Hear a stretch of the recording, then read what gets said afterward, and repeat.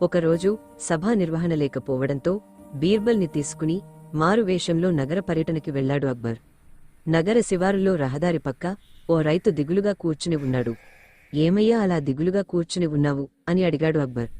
ఏమి చెప్పను స్వామీ, ఈ రహదారి పక్కనున్న ఎకరం పొలం నాది. వర్షాధారం తప్ప మరి నీరు వచ్చే మార్గం లేదు. అతివృష్టి అనావృష్టి నాకెప్పుడు బాధనే మిగిల్చాయి తప్ప ఏ రోజు పంట చేతికందలేదు అన్నాడు ఆ రైతు.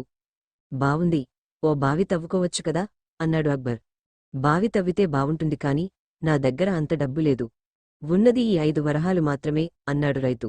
బీర్బల్ ఈ ధనంతో బావి తవ్వగలమా అన్నాడు నెమ్మదిగా అక్బర్. మనసుంటే మార్గముంటుంది జహపనా అన్నాడు బీర్బల్. ఈ 5 వరహాలతో బావి తవ్వించగలిగితే నువ్వు తెలివైన వాడివని ఒప్పుకుంటా అన్నాడు అక్బర్. సరే అని నవ్వుతూ రైతుతో బావి తవ్వవలసిన చోట ఒక అడుగులోతు తవ్వించాడు. అందులో కింద ఒక వరహ, తరువాత మట్టి కప్పించి పైన మరొక వరహ దానిలో కనబడేటట్లు కూరించాడు.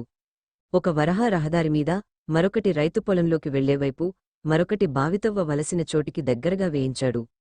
అంతా వింతగా చూస్తున్నాడు రైతు. బీర్బల్ చేసేది గమనిస్తున్నాడు అక్బర్. పని పూర్తి అయ్యాక రైతుని, అక్బర్ని తీసుకుని దగ్గరగా ఉన్న మామిడి చెట్టు వెనక్కి తీసుకువెళ్లాడు బీర్బల్. అదృష్టం బావుంది.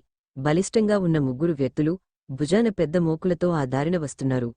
దారిలో తళతళ మెరుస్తున్న వరహా కనిపించింది. అబ్బో, పనికి వెళ్లకుండానే డబ్బు దొరికిందే అన్నాడు. వాడికి వరహా దొరకడంతో చుట్టూ వెతికారు మిగిలినవాళ్లు. వాళ్లకి కొద్ది దూరంలోనే పొలంవైపు మరొక వరహా దొరికింది. మరి కొద్ది దూరంలో బావి తవ్వవలసిన చోట మరొక వరహా దొరకడంతో వాళ్లు ఆశ్చర్యపోయారు. అంతా వింతగా చూస్తున్నారు అక్బర్, రైతు. ఒరేయ్, ఇక్కడెవరో నిధిదాచిపెట్టారు, అందుకనే ఈ మట్టి తవ్వినట్టు ఉంది. వారు తెచ్చిన సంచుల నుండి జారిన వరహాలే మనకి దొరికినవి అన్నాడు. అయితే ఇక్కడ తవ్వితే సరి, వచ్చింది 3 పంచుకుందాం అన్నారు మిగతా 2.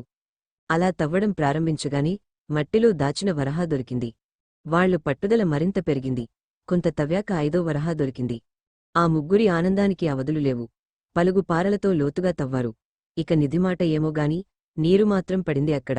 నా అనుమానం ఎవరో ఇక్కడ నిధిని తవ్వుకుని వెళ్ళిపోయారు. అప్పుడు జారిన నాణాలే మనకి దొరికాయి. ఇక ఇక్కడ నిధి లేనట్టే.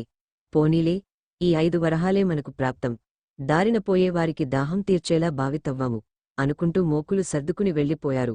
5 వరహాలతో బావి తవ్వేలా చేసిన బీర్బల్ తెలివికి అభినందనలు తెలిపాడు అక్బర్. తనకింత సహాయం చేసిన ఇద్దరికీ కృతజ్ఞతలు తెలిపాడు రైతు.